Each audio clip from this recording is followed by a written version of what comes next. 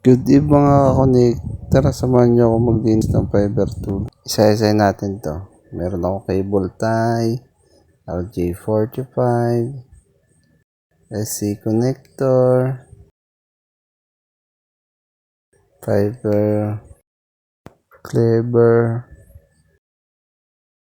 Meron din ako mga SC connector na green saka blue. Adapter ng fiber. Mga kakonik, maglilinis na ako. Ito nga pala yung optical fiber meter. Ginagamit ko sa pag-test ng reading ng fiber. At napakalaking tulong nito upang malaman kung goods o bad ang reading niya.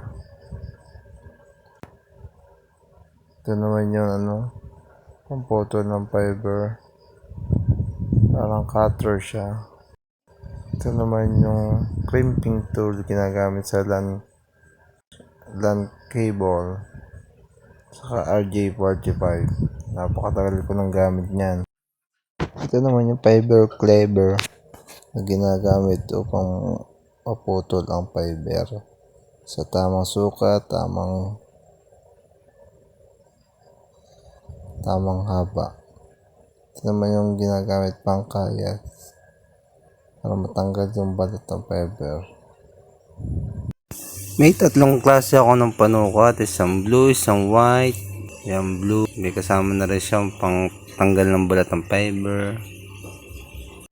Pinagsasama-sama ko sa isang lalagyan ng fiber clevers saka yung mga pang sukat, pang putol niya para hindi kung saan saan nakalagay. Yan, inaayos ko na po ang AC connector.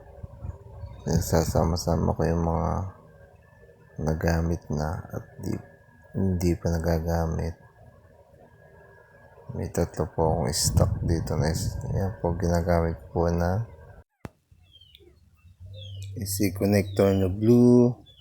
Ayan, pinagsasama-sama ko po siya. Yan po ginagamit ko sa pagdikit ng fiber sa wall. Cable tie, hindi makakalimutan ng malaking tulong.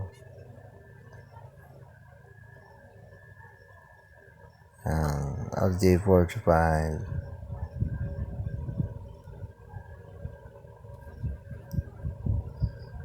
Yan po adapter ng fiber pag ako'y napuputulan. Yan po ginagamit ko. Kulay blue at kulay green yan. Kung anong ginamit mong SC connector, yun ang gagamitin mong adapter na kulay. Share ko lang ang buhay ng pagpapiber. Ito hindi madali pero ito hindi rin mahirap. Kung talagang gusto mong ginagawa mo, dadali at aalwan ito. Marami man pagsubok, pero may mga taong magpapangiti at sasama sa iyo. Salamat po. God bless. Kita sa next video.